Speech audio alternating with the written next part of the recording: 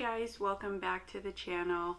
It's One Busy Mama, also known as Bethany here, and today's video is going to be about breastfeeding. So I wanted to try to do some different videos for some new moms or moms to be, or just some informational videos. If that's something that you're interested in, stay tuned.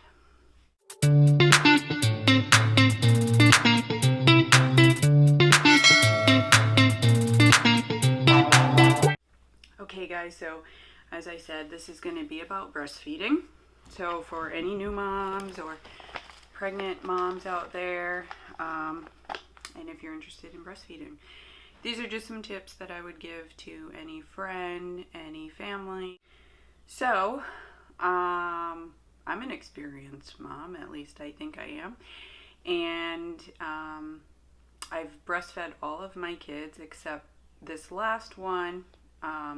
He is still being breastfed. He is 2.5 and doesn't want to quit. So I'm just going with the flow. I have learned so many things about breastfeeding that I wasn't really aware of before. I used to have to go back to work within 6 weeks, so I just stopped breastfeeding, and that was that. And they didn't give out breast pumps like they do now. So if you are pregnant, check with your insurance company or your OB, midwife, practitioner to see how you can get a breast pump, because usually it's covered by insurance. If not, you can just buy one. Breast pumps are very helpful, especially for storaging milk. I will leave a list or a chart somewhere in this video about how long it lasts in the fridge versus in the freezer, and how to storage it. So I never used a breast pump before, so this was also my first time, and I was going through nursing school, so I needed to get a breast pump because I was determined to breastfeed until whenever. I did end up getting one from my insurance company, and the one that they offered was a great one, a Medela, but then you could upgrade to one that included like a little bag with the pump inside, so you had some storage compartments, zippers and whatnot to hold the extra bottles. It even had like a little carrying case for the freezer or the refrigerator, which worked out super well for me. I would pump while I was in clinical and take a break in class, what have you. I just made it work. Really, I was determined. So another piece of advice would be to inquire about the breast pump. Get familiar with the one that you want to purchase or get from your insurance company, and make sure you get the storage bags. Because even if you're not breastfeeding, you should be pumping on a regular schedule and storaging that milk in some form. And they have these great bags that are like Ziploc bags, so it attaches right to the pump. So you have like the suction looking cup, and then there's a little drainage thing, and it goes right into the bag, or you can put it in the little bottles. I know Medela has it, and I'm sure other companies do have it. And then you can just keep it in the bottle and storage it that way. But the bags are super easy. You can write on them, put the date, the time, and storage it accordingly. So another advice would be to watch what you eat. I'm not saying go on a whole complete diet, but there are great proteins and food sources out there that help to stimulate your breast milk supply, and also just keep it going and provide extra nutrients. I will also leave a chart somewhere here with do's and don'ts as far as which foods cause colic or gas. Some of them are no-brainers, like broccoli and cauliflower. Those are gaseous foods, so if it makes you gassy, it's going to make the baby gassy pretty much instantly, and they're not going to be happy. So there are teas out there like mother's milk. That's just one I can think of off the top of my head that are great. Fenugreek I've heard is really good. Chamomile I used to drink as much as I could during the day. That is also great. And then there's things that you want to avoid. Coffee, because it has a long time frame that it stays within the breast milk and then passes on to the baby, and the baby doesn't really get rid of it as quickly as you or I would. So I'll leave that checklist there as a reference. Let's see. Eating is sort of like an extension of pregnancy. You don't want to go with high mercury fish. You try not to consume a lot of high nitrates, which are like hot dogs and processed foods. Not to say that you can't, but it's just, you know, to be aware of. So drinking a lot of fluids, which means water. You can drink juice, you can drink, you know, teas and stuff, but water is absolutely necessary. I mean, you are giving fluid away to the baby, so you want to give yourself back a lot of fluid. So sometimes I just double up on water, or I have to remind myself, or even be reminded that I need to drink more, because breastfeeding is really exhausting too. You burn a lot of calories, which is another pro of breastfeeding. You burn a lot and lose a lot of weight by breastfeeding, which it happens to be, you know, the most natural way to lose weight, because you are giving a lot of nutrients and you are producing a lot of nutrients, so you are burning tons of calories. So, thing to keep in mind when wanting to breastfeed. I would say that the biggest con about breastfeeding would be the amount of work that goes into it. There's a lot of processes that happen that we don't really think about as we're breastfeeding, but the pumping, the storage, and the constant breastfeeding, it kind of feels like you're doing it all day and never really get a break. I would say to breastfeed when the baby wants to breastfeed, because when the baby's happy, mommy's happy, and you want to give as much nutrients to the growing baby as possible. So I would say that's the biggest con, but definitely nothing to like make you not want to breastfeed. And I want to remind everybody out there that encouraging and encouragement from people that are surrounding you is highly important when you're breastfeeding. The mental and physical exhaustion just from being pregnant and delivering takes a toll.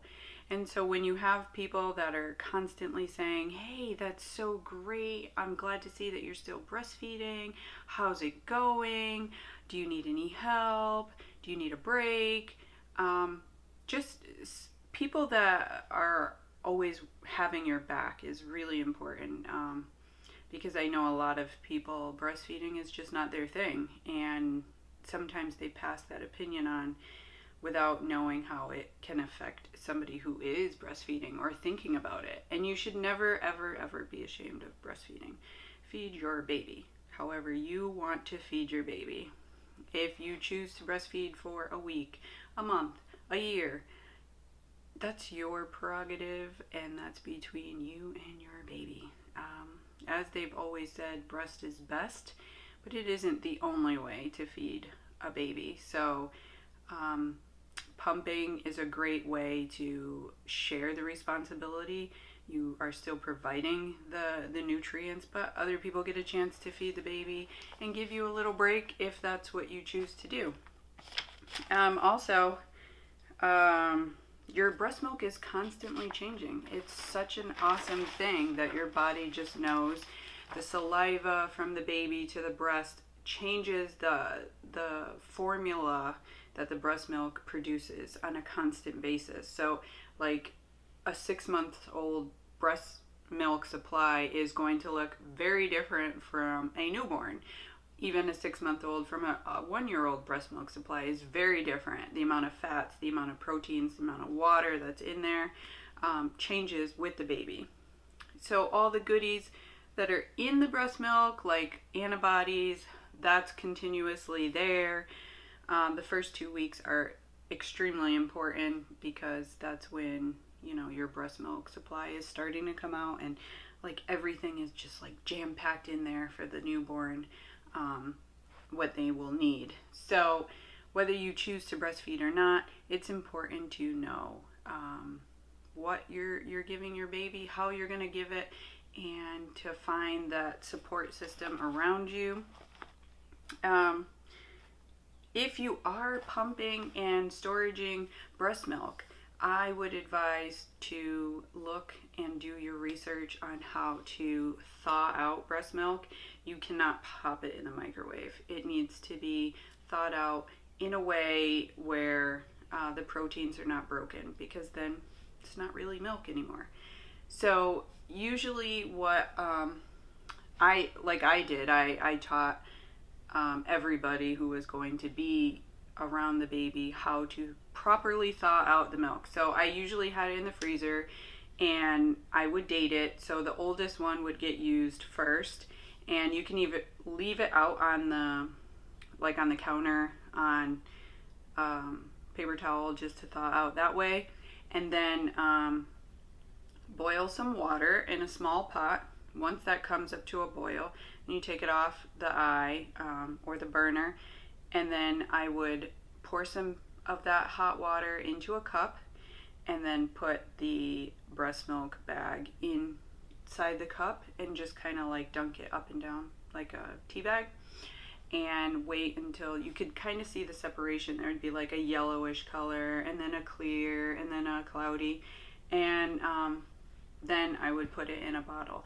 Do not shake breast milk.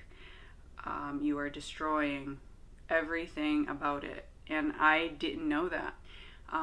So once I decided to breastfeed, I was reading parenting magazines and checking websites, and they said no shaking of the breast milk. So don't shake. It's not like formula. You don't just put it in the bottle and shake it up and give it to the baby. So that was something I really did learn. So teach everybody around you who's going to be handling the breast milk or is going to be feeding the baby. Like, I don't know, they might give the baby the bottle and just start shaking the bottle. So it's just important to teach, you know. And having goals. If you just want to breastfeed for a month, that's a goal. And having people around you that are encouraging that goal is great, and staying motivated. Let's see. And your mood and your emotions are tied to your breast milk.